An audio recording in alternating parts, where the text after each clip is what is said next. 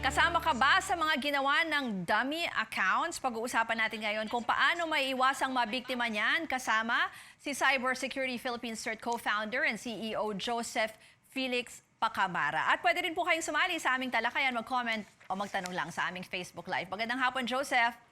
Good afternoon, ma'am. Magandang hapon. Okay, Joseph, itong weekend talagang naging usapan itong mga Facebook dummy accounts. Ano ba ang monitoring nyo dito? Bakit ba may mga ganyan? At ano ba ang implication niyan kung meron kang dummy account? Sa amin, yung implication nito is this. Pwede siyang gamitin laban sa isang tao o isang organisasyon o grupo ng mga tao.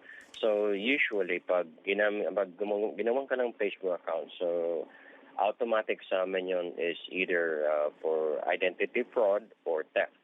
So sa identity theft clause or fraud, ginagamit to for illegal things or sa mga bagay na, laban sa isang tao o sa organisasyon. Pero kung pagsamahin mo yung mga account na yon, pag ginamit siya on a large scale, pwede mo siyang gamitin in both ways. So it can be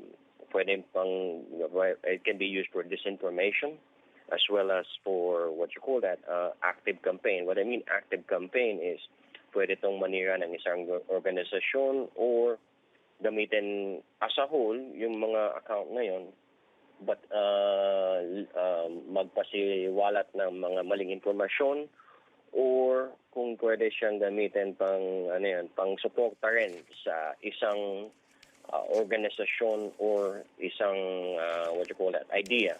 So usually, as we monitored it for the past few days, there was a campaign for against a bill in the Philippines na anti-terror. So it can go both ways. Whoever is the one creating it is either to malign the cause or either to support the cause. So it goes both ways. It's a double-edged sword. Now, hindi lang to namin nakikita sa Pilipinas. It's mga ganitong account or strategy nakita na namin on some conflict around the world. Case in point is Russia versus Ukraine and Estonia, and China versus Vietnam, Hong Kong, and Taiwan. So yeah, that's what we're looking at.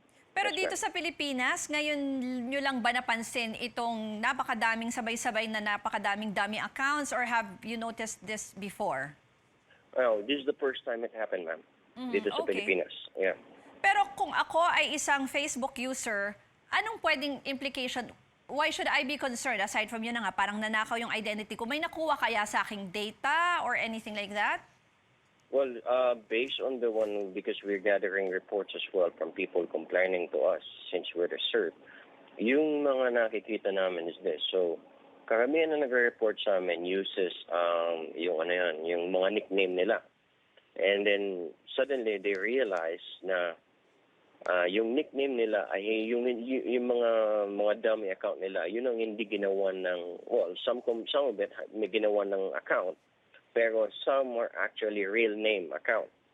So, if ever it's used for, say, fraud, sabihin na lang natin na makipag-transaction or manira sa ibang tao, it is a viable weapon, ma'am.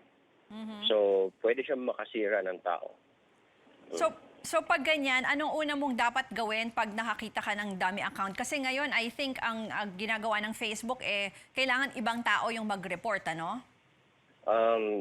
Certainly, ma'am. So, this is a scenario that you can approach the situation. One, if you find a dummy account to your name, yung actual name mo, hindi yung mga nickname, because nickname can be other things.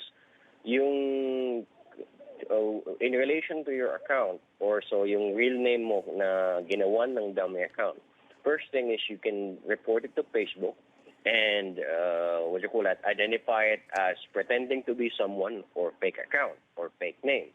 Second is, just to be sure, register your name, your own Facebook account with a verified badge. Nakikita nyo yata yung may mga Facebook account na may mga blue check, yung may blue badge. That is a much better option para if ever, kung meron mang dummy account na kumakalat to your name, pwede mong i-deny na hindi ka yun because I have a Facebook account that has been verified by Facebook. So those are the two approaches. Now, the other part is you can report to the proper authority. I think NBI and PNP has Yes. already opened up their doors. So yeah, that's another option. You Yes, ma'am. mentioned kanina na parang identity. Ano bang violations to? You mentioned identity fraud. Ano pang pwedeng kaso pag ganito? Well, ma'am, it starts with identity theft. So that's under RA 10175. So what follows identity theft is, well, if the account becomes active o ginamit na siya, it can be used in extortion. It can be used for libelous activities. So that goes as well with the cybercrime law. So pag na-identify mo yung dummy account na naging aktibo na and it's being used against you or against someone, you can petition the law to use those the cybercrime law against the person or the individual behind the dummy account. Okay. Joseph, pag mga ganito, may point ba yung pag inimbestigahan? Can we actually trace?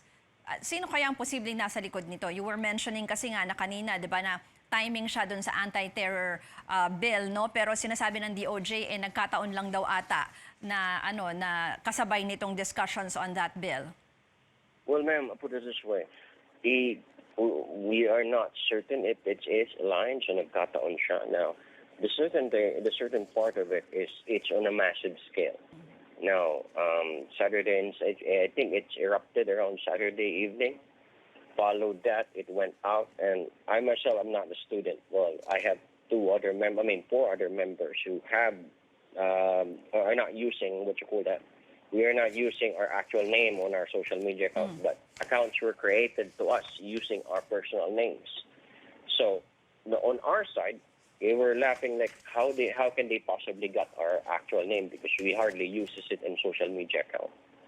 So yun yung niche part ng attack na to. So whoever's behind this attack, they have two intent. Either to malign the said bill or to support the said bill. Pero, So, Pero tama ba na common denominator nitong mga dummy accounts ay yung may mga hashtag na junk terror bill? Did you see that Yeah. pattern? At ilan ba yung nakita niyong mga dummy accounts na nireport sa inyo? Well, we're looking at as of right now, since Sunday afternoon when the report starting to surge, we're looking almost at around 120 that they're saying that their account was created, and these guys are not actually associated with These are regular users who are not associated with any of the schools. So this is not limited to schools alone.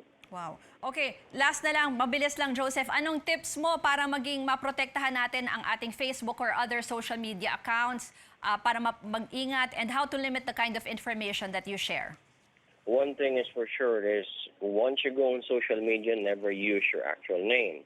Now, second part is limit the sharing of videos or pictures with your family or such. Keep it as on a tight-knit circle, like to whom you personally know as an actual person. Those are the only people who should have your picture. So as much as possible, your profile picture, shared pictures and whatnot, including your family, should be limited to the actual person that you know in real life. So that's the only thing we can have, because if somebody tried to grab your picture, videos and whatnot, they can manipulate it to whatever they want it to.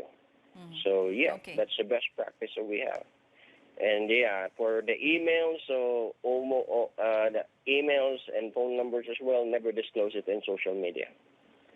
Tama. Maraming salamat sa iyong tips for also flashing the contact information of Cybersecurity Philippines. Sir, thank you very much to Joseph Pacamara. Thank you, ma'am. Thank you. At mamaya po,